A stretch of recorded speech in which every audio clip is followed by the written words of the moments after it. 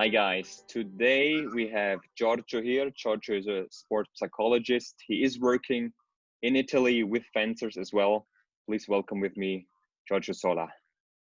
Thank you very much. It is a pleasure to be here.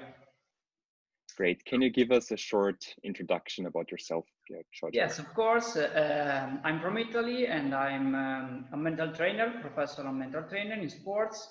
So I work in the mental part of athletes, and also I'm a sport vision trainer, because I think that right now it is important also for athletes to train the cognitive part, the vision system. And so my purpose is to unify the mental training for an athlete, and then the cognitive part and the training of the sport vision system. What do you think in today's sports? I mean, I know you are, I've seen it on your webpage, you are working with fencers. How important is mental training for fencers, for example? For fencers, but not only fencers, because sports in sports in general, mental part is it's important, like the athlete physical part and athletic part, the technical part, because performance is made of technical, tactical, athletical, and mental. So then in fencing you are one versus one. So there's you and your opponent, and so the mental part is so important, like tennis also, and boxing. So what specifically you think is in mental training the important parts for a fencer? For a fencer, in my opinion, it is very important the attitude. It is very important to build confidence, and then it is very important to build strong routines before and after the performance, also during the performance.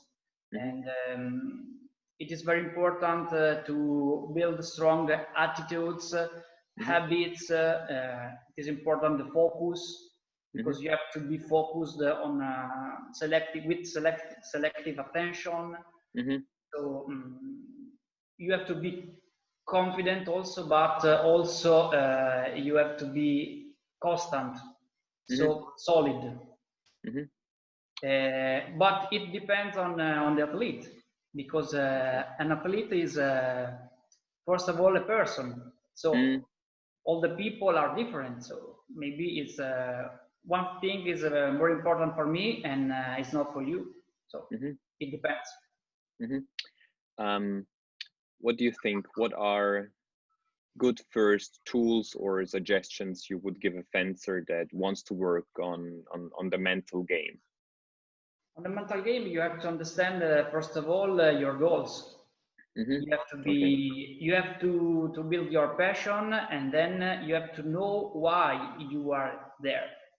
And then you have to understand if you are an athlete that prefer to be high activated or low activated, and so manage your activation due to feelings, emotion, but also for the physical activation. And then understanding this, you can manage it, and you can focus on what is important in that moment, and not in another one. So you have to build your routine on it. Okay, so you mean there are fencers basically that need a lot of activation to have a good performance, and there are fencers who basically fence their best when they are like settled and really focused and less emotional. Yes. Okay. If I'm, for example, somebody who has to activate myself, what can I do? To activate. Maybe if you are a physical person, you can do more warm-up, focusing on the intensity of your warm-upping, and then you can do some exercises with the oculomanual activation by using, if you like it, tennis balls, maybe, or if you have some tools like the lights, like fit lights. And so to try to activate your physical, but also mental part by focusing on your work and on your goals. Maybe you can use also visualization. By visualizing yourself in doing what you are going to do. And so to preparing yourself and your mind for the performance in a right way, in a positive way, in a pro-positive way. And then also by building routines with warm-up, focusing exercises and visualization to do every time that you have training, practice, and matches, to do before and maybe during the matches if you need it. Okay, and if I'm somebody who has to, like, you know, calm myself down before competitions, what options do I have? Yes, the options could be also the same because visualization work both. So visualization, but also relaxation. There are a lot of methods to relax your body and relax your mind. The most important part is to understand how to breathe, because breath is so important for all the sports. And so you know that diaphragmatic breath is very, very useful to relax the body and relax the mind. So I think that breathing is the best way for me, in my opinion. But you can also use other kinds of relaxation.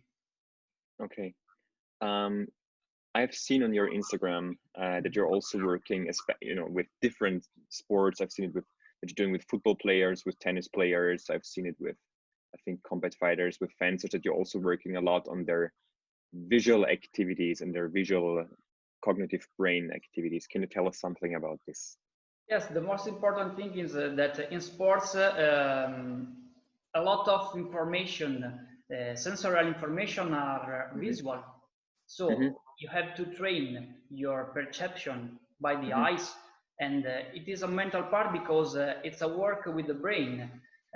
Better is the work of the brain, and better is the response of the body. So it's a perception, cognition, and motor response.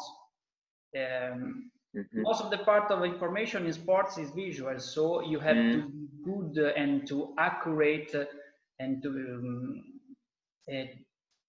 you have to be very specific in finding your skills and finding your cues in the field. If you are a football player, maybe, or if you are a fencer, you have to be good with the eyes fixation, ocular fixation, with the peripheral vision, because it's very important to understand how is happening in your field, in your frontal field.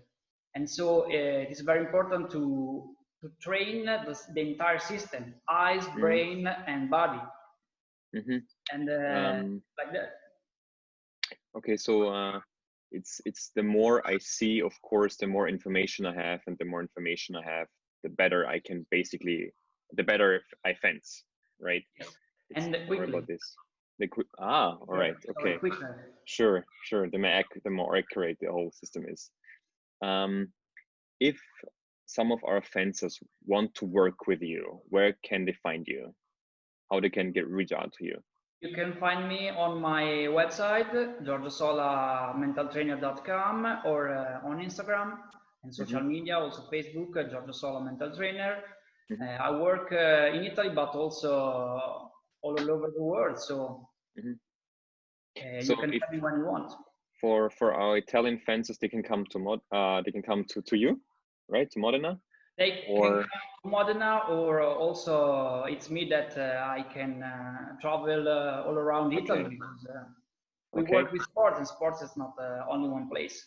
That's true. And if people want to work with you online, does it also work if they can maybe work over Zoom like we do now? It works. Yes. I think that smart working is a great tool for us. Perfect. we understood it in particular in this period. So that's true. So guys, you will find all the information about Giorgio in our show notes. You will find his email address, his webpage, and we will also post the Instagram site, because there you can get some more insights of his work. You can see him also working in particular with fencers, but also with tennis players and other sports. Giorgio, thank you so much for joining us and giving us information about your work and about what you think, or how you see the importance of the mental game in fencing and what we can do. And thank you very much. You're welcome, and it was a pleasure to be here. It was really interesting to see the insights from somebody who is really working with fencers. That's always the most important for us, to give the information to our participants. So thank you very much. You're welcome. And guys, you will get this information in our show notes, and in the email we'll send you out. See you soon. Thank you. Ciao. Oh.